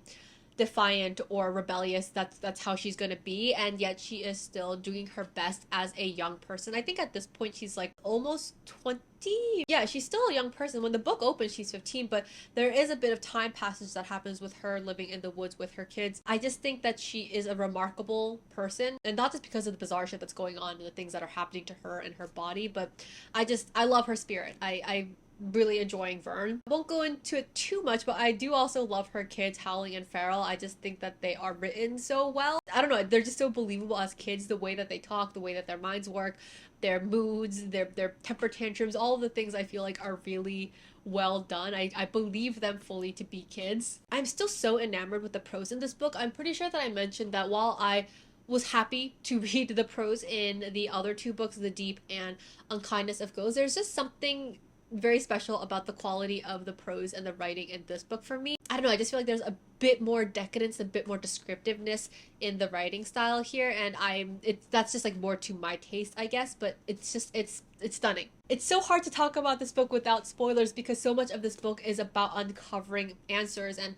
following different mysteries. There's just a bunch of questions at the beginning of this book, and we are going after answers for all of them. So it's very, very hard to talk about the developments and things that are happening and what our characters are up to without spoilers. So I'm so sorry. I feel like if you are reading this and you don't want to watch the spoiler section, it might feel kind of thin, but I will say that we are still exploring a lot in terms of themes and social commentary and political commentary, religious commentary.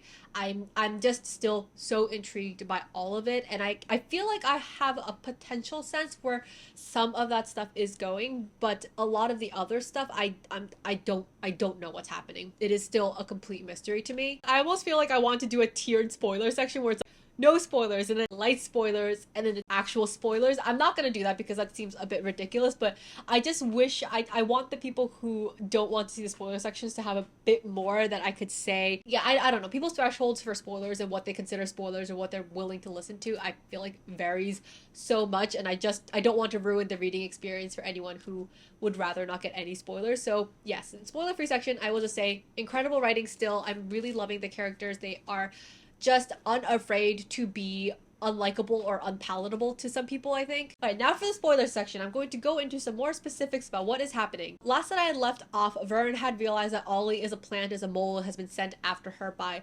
Caneland, and so she fights and kills her.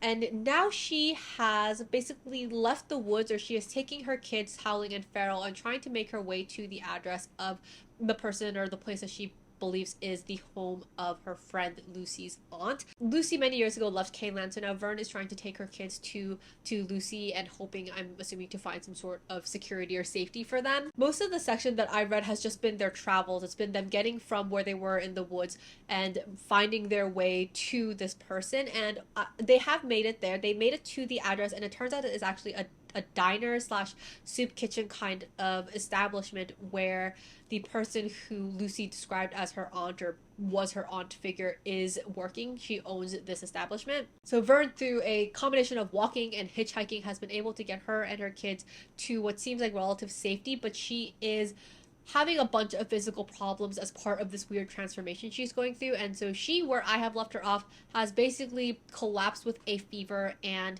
is being taken care of. I forgot to mention, but the aunt figure who owns Auntie's, that diner, is Bridget. Bridget recognizes Vern from a picture of her and Lucy, and so she takes Vern and the kids and brings her back to her house to offer her safety, to figure out what she's doing, what's going on. Unfortunately for Vern, Lucy is not there in person, but she has a hallucination of her, and actually coming to this place on their journey, she has continued to have more hallucinations, and it seems to be having them more frequently, and I am very curious about and confused by these hallucinations, because if they are these drug-induced hallucinations that they are having, were they the point of the injections, or is the transformation the point of the injections? And also, the hallucinations are strange because as far as the ones that Vern is having, she is seeing things that it's not just a memory. I feel like she's seeing things that she shouldn't have access to, because at some point she has a hallucination of a horse-drawn carriage, which isn't something that she would have seen in her life, I don't think. So I'm kind of confused as to what these hallucinations are, what they mean, or who the people in the hallucinations are. Because, for example, if I'm having a dream, my dream is still pulling from things I've seen or things I've experienced or things that I'm thinking about, but generally I don't dream of something that I have no input for, like I have no access to in my own brain. But it feels like she's having hallucinations of people she doesn't know, but she has had a hallucination of Lucy, who is someone she does know, but it felt like she was actually recalling a memory from when they were younger. That was a lot of blabbering to say that I don't understand what these hallucinations are, or what their purpose is, or what they really mean, and I'm very intrigued to find out. Vern's transformation is getting more and more bizarre, because originally it seemed like she was just strong and had fast healing, but now she is physically changing in really kind of grotesque and weird ways. It's almost like she is forming an exoskeleton. The kids have told her, like, it feels like bone when they touch parts of her, so Her body is changing in bizarre ways. And at some point, she sees this creature that seems to be mirroring a bit of what her transformation is heading towards. And there is a line that describes this creature and how she felt seeing this creature that I thought was so cool. So I'm going to read that to you. Between Vern and the way back to the road was a creature so looming that being next to it was like falling. I love that description. A creature so looming that being next to it was like falling. God of Cain, Vern said. Her breaths were stuttered and half realized. The creature, bright white, contemplated Vern with a curious hunger, its round eyes, vast hollows. It was part animal, part god, and antlers twice its size protruded from its back like bone wings or calcified webs. I feel like that seems kind of like what Vern has been going through, where she has these parts, I think specifically on her back, that feel like bone or seem to be hardening. So I'm curious what that means, if that's supposed to be a premonition of what she's going to become, if other people who have undergone these transformations have ended up looking like that or becoming like that. What does it mean? I'm also really happy that we got to spend more time with Feral and Howling. They are two just bizarre children that I adore so much. They are so wild and curious and mercurial and moody. Actually, Howling more so than Feral. Feral seems to be a bit more sweet-natured, and Howling is just ready to give you a hard time and bust your ass and run around. And I love them both a lot. And I also love the way that they have been raised in such a way where they don't see themselves by any gender. There is a scene where they're at the diner, and I think Bridget calls them boys, or assumes that they're boys, and both of them are like, boys? And then she's like, oh, sorry, girls. But neither of those things reflect in how the children see themselves, and I really enjoy that. We haven't really gotten any more answers to some of the questions that I had in terms of like, how is the compound, how is Caneland getting away with what it's doing? Do they have some sort of relationship with the government? I don't know, and we still haven't had any answers about that. And also the injections, the drug that they're giving the people that causes the hallucinations and these transformations, like, what is the point of that? Are they just experimenting, or do they have a purpose? Did they not know that these were the side effects? None of those questions have been answered yet, so I'm still hungry for answers. I'll end the spoiler section there. I was just saying in the spoiler section that I have a lot of questions that have not been answered yet, and I'm just like hungry to get some sort of answer. So I'm going to keep reading the rest of this book. So next time you see me will be for my 3/4 way update, unless I lose all sense of self-restraint and end up finishing the book, but I will try my best not to do that. Okay, so you have my sincere apologies. I am so sorry. I did end up powering through the rest of the book. You know what? You should really be blaming River Solomon for writing a book that was so hard for me to put down. I think that we are all victims here. So the truth is actually that I had a day when I was doing a bunch of chores and I had a kind of long drive. So I was really in the audiobook, and when I surfaced for air, I realized that I had powered through like 90% of the book already, and at that point it was like, what? There's no point in stopping. So I went ahead and finished the books. So this is going to be my final check-in. I'm going to give you my final thoughts on Sorrowland. I have so many thoughts on this book. I have a lot to say, but most of it is going to have to go in the spoiler section. So first, let's do the spoiler-free stuff. This is a book that I think will lose certain readers because it is brazen and it is unapologetic about a lot of stuff. This book and its characters make no apologies about being queer, about being monstrous, about being jealous, about being critical, about being difficult. While obviously this book I think can be read by a wide audience, it felt very much like a love letter to and a story for queer, black, othered gazes. It just felt like it didn't have any interest in demurring to readers who might have their sensibilities or sensitivities chafed by its content. And I fucking love that about it. I continue to love the writing style in Sorrowland. I think of the 3 books that I've read for this vlog, the actual writing style and prose in this book was my favorite. I love the characters, especially Vern. I thought Vern was just such a singular and compelling protagonist. She's resourceful, she's kind of ferocious, she's direct, she can be kind of combative, she's angry at how she and other Canaanites have been used, she's critical of the United States. There's actually a line in the book that's a little further on, but I'm going to read it for you here because I don't think it's a spoiler, but it's just a line that describes Vern. Defiance would always be Vern's purest and most plentiful resource. Yeah, I think that sums it up pretty well. One thing that I really love is that we have this defiant, kind of abrasive, and many would say kind of monstrous woman, and yet it is very clear to me and hopefully to other readers that she is not the monster in this story. It also didn't seem to me that there was really any point in the story where she felt like she had to apologize for who she was, or that she should be apologizing for her abrasiveness or for her defiance or for just things about her that other people might find questionable. I don't think that Vern is really a violent person by nature. I think that we do see a lot of softness in her, even if she herself might not recognize it, but there is a lot of softness and gentleness to her. But Vern is a person who is not going to shy away from defending what she needs to defend, for fighting for what she believes in. Like, if you're gonna step up to Vern, you have to be prepared to go in the dirt, because she has your casket prepped, she has your beatdown ready. I also think that there are books out in the world that are really fun and interesting and have a message or a story, but they're not necessarily trying to say a whole lot or trying to be that thought-provoking or complicated, and I think that we all need books like that. Those books have their time and place, but Sorrowland is not such a book. This book felt like River Solomon had so much to say about multiple things. This book talks about queer desire, about unapologetic sensuality and lust, about society prescribing monstrousness onto people, othered bodies, of which Vern represents in many ways, right? She's a queer, black, intersex woman with albinism. She, in so many ways, lives and moves beyond the bounds of what society would consider acceptable, and what I love about it is that it's in those spaces that she claims a lot of power. It's in these realms of the monstrous that she finds power, she finds acceptance, and I just love that. This book also has a lot to say about the abuse and exploitation of black bodies, about motherhood, about history, about the way that history just evolves. But I want to go into some specifics about those things, so I'm going to start the spoiler section now. So spoilers, big spoilers for Sorrowland. Alright, I'm going to try to summarize the second half of the book to orient people. I'll try to keep it quick, but it's the whole half of the book that I'm going to try and summarize, so it might take a second. The last time that I checked in, Vern had made her way to Bridget, and Bridget is the aunt figure of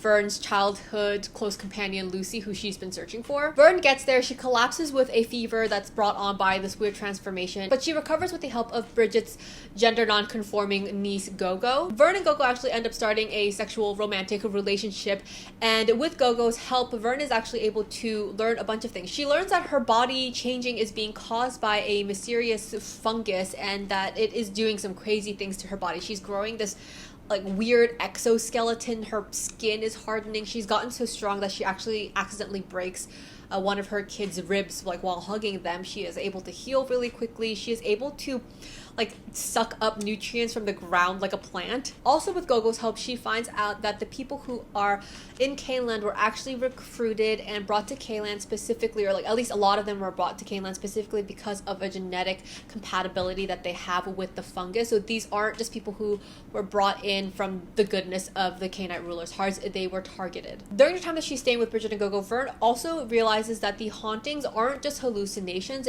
These are actually the ghosts or echoes of people who have passed that are showing up before her. And in one of these hauntings, hallucinations, she ends up speaking to Pastor Sherman, who, if you remember, is her husband figure, the father of her children, and he reveals to her that he has passed. Pastor Sherman, I'm pretty sure he's the one that confirms for Vern that the people that she is seeing in her hallucinations are all dead people, which is devastating for Vern because, like I said, she's been looking for her friend Lucy, and she did see Lucy in a haunting, so she comes to the conclusion that Lucy is actually dead. Eventually, Ollie, if you remember from the first quarter of the book, who was the woman that Vern was sleeping with but turned out to be an agent of Caneland, Ollie is not dead. It turns out she is in fact alive, and she tracks down Vern using another fungal infected individual from Caneland who is much further along in her transformation, and she's basically being kept like an attack dog on an electric leash. Ollie, who is actually the one who recruited Vern's mother to Caneland, confirms one of my earlier theories that they are interested in creating more people like Queen, so they're interested in making these kind of weaponized people using the fungus. There are a bunch of altercations, they fight, stuff happens. Vern eventually kills Ollie, Queen unalives herself, and Vern and Gogo go back to Caneland and find that all of the people have been killed in an effort to try to hide what was happening there. Vern, however, is able to use her fungal power, the fungal network, to basically bring everyone back to life, but she doesn't stick around. She leaves with Gogo and her kids and lives her life elsewhere. I feel like that's a decent summary, so now you're all caught up, so here are my thoughts. One of the themes that I mentioned that I think is really interesting is societally prescribed monstrousness. Vern's transformation, I mean, it is really disturbing on a lot of levels. Like I said, she's growing a weird exoskeleton that kind of acts like limbs or wings. She's so strong, she's injuring her children. The fungus is literally fruiting on her body. And yet it's this monstrous transformation that gives her the power to fight her oppressors, to fight her abusers, to free herself. It's the reason she was able to escape Caneland in the first place. It's the reason she's able to go back and save her family and everyone that she knew. A detail that I also think is so important is that while Vern is, she's struggling with the transformation and she's navigating it and she's physically suffering because of it, she never seems to be really upset by it or disturbed by it. She's not grossed out by herself. She's not afraid of herself. She accepts it. I mean, like I said, it's painful. She has fever. She's passing out. She's in a lot of pain, but she accepts it. There's a part in the book where Vern is talking to Bridget about her kids, who are very rowdy, right? They've never even been in a building. They're like feral outdoor children. LOL, one of them is literally named Feral. But Vern is saying, I know they're a handful. And Bridget says, oh, you don't have to apologize. And Vern clarifies, she says, I'm not apologizing. I'm just acknowledging that they can be a lot of work. And I think that that's so important because I think that also is very emblematic of how Vern is about herself. She knows her transformation can be dangerous. She knows she has to be careful around her kids, but she's not apologizing for it. And maybe this is because, as a intersex woman with albinism, maybe she's already been treated for so much of her life as a freak, as a weirdo, as someone who should be treated slightly differently. And so, yeah, maybe this just comes more naturally to her, but I love that she is unapologetic about the parts of herself that she might acknowledge as being monstrous. I love that this monstrousness, this otherness is her power, and I love the way that River Solomon is kind of leaning into and contributing to trans queer horror. Another theme that I mentioned is sexuality and lust without shame. At some point, Sherman tells her that queerness is a white man's disease, but through so much of the book, we refer again and again to James Baldwin's Giovanni's Room, which is, that's like a black queer man writing about a black queer man. And Vern and Gogo, they are both, they're lustful sexual people, and their desire, it's so unashamed to be what it is. There's a scene where there's a motel orgy with a pair of gay ghosts and phone sex with Gogo. I just felt like in that scene, the pleasure was just, it was urgent. It was demanding to be had. There was nothing delicate or coy about it. And obviously there are unabashedly smutty books everywhere. There's romance, there's romantasy, but to have these people, these bodies who live on the margins of what society will recognize as people and have their pleasure and have their lust just be presented without shame, I think was really powerful and really important. Another thing that I think is so fucking good about this book is the complexity of like what Caneland is and means and like does to and for all of its residents. I mentioned earlier that Caneland was born out of calls for Black liberation. It started with the Black liberation movement, and yet it has become a place where Black people are exposed to medical experimentation, to religious oppression. And yet again, there's an extra layer of complexity because the transformation that is a result of the medical abuse, that is the source of Vern's like power in a lot of this book. Yes, it is horrific that Vern as a child is given over to this fully adult man to be his wife and forced to bear his children. That is disgusting. And yet as a result of that, Vern has her 2 children whom she adores. She loves them. They're just these wild, wonderful children, and she will protect them with her life. There's just a lot of complexity that I really appreciated, and I love that even in the middle of all this nuance, Solomon was very direct about criticizing the US government, about criticizing US history and its history of oppression and genocide and all of these horrific things. There's actually a line that I really liked. It's towards the end of the book, but it's not super spoilery. I mean, it doesn't matter. This is a spoiler section, but in case you're worried. She saw that cursed flag on the hunter's t-shirt and wondered if he knew about the glut of traumas that defined this nation's founding. Had he fallen so in love with the myth of belonging that he thought the corpses of his imaginary foes were worthwhile sacrifices toward barbecues, megachurches, bandanas, and hot dogs? The primary freedoms this nation protected were the ones to own and annihilate. I also love the last line of this book, which I'm going to read you, so obviously if you don't want to hear the very last line, then don't listen, but I just thought that it was so emblematic of taking up space, of being who you are, of being unapologetic, of being wild and feral and fighting back. So I'm going to read you the last bit. They remained until they could hear the night calls of 1,000 living things screaming their existence, assuring the world of their survival. Vern screamed back. I love that. I'll end the spoiler section there and say that I just thought that this book is a book that is unafraid to be what it is and to let its characters be loud and feral and selfish and take up space with their difference, with their otherness, with their joy, with their sexuality and their lust and their violence. And I think that that is like the main thing that I took away from this book. I'm trying to think about things that I didn't love about this book, and while there are like little things that I could be nitpicky about, like the pacing in certain sections, I just think that what this book does well, it does so well. And I think that it's so important because of the representation of the things that it's saying for people who don't often get represented in stories. I don't know, I feel like that overshadows any criticisms I have of it. So let me do a wrap up of all of the books that I read. We had An Unkindness of Ghosts, The Deep, and Sorrowland. This was such a great introduction to River Solomon. I think that these were all strong books. There's no book that I would not recommend people read. If I had to rank them in terms of least to most favorite though, my favorite is definitely Sorrowland. I don't know if I would give this 4.75 or 5 stars. I'm gonna mull on it a little more, but this is an incredible book. It's absolutely my personal favorite. How to pick between these two? Like I said, I loved An Unkindness of Ghosts. I think this is like a strong 4-star book for me. The Deep is the one that I was kind of torn on. I'd probably rate this like 3.75. So I guess if I had to rank them, I would say my favorite is Sorrowland, followed by An Unkindness of Ghosts, followed by The Deep. But there is no book in this lineup that I disliked. I think that they were all so thematically strong. I think they had all really interesting protagonists and characters. I thought the worlds were really cool. What I would say that I've learned from this reading vlog and reading these 3 books is that River Solomon is an autobiography for me. I love how imaginative the worlds are. I mean, Sorrowland is the probably most real world one, and even within this setting there was so much imagination like injected into the story. I will promptly be reading Model House. I'll probably read it next month because I just need more River Solomon. Actually, I don't know if Model House is the only book of theirs that I haven't read, in which case I might save it until they announce another book. I don't know if other people are like this, but I just like, if I love an author, I like to have a book that I am saving because I don't want to be without something new to read of theirs. So I might save Model House if I find out that that's the only book of theirs that I haven't read. If there's something else, then I will read Model House next month. But whatever, I loved all 3 of these books. I would highly recommend to all of you, depending on what you're interested in. If you want to read something that is more fantasy and short, go for The Deep. If you are interested in reading some sci-fi or space fiction, go with An Unkindness of Ghosts. And if you want to read something that's like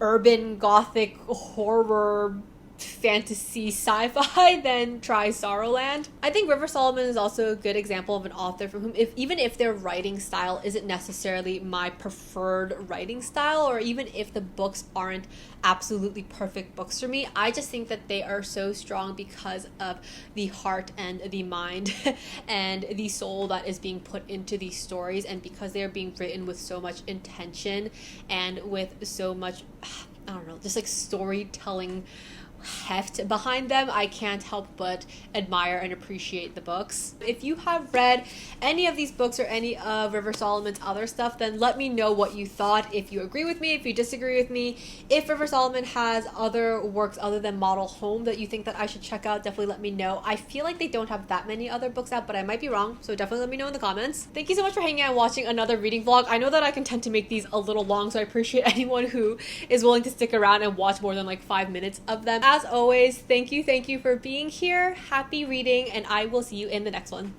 Bye. I'm gonna give you my final thoughts on I bit my tongue. Spoiler free section.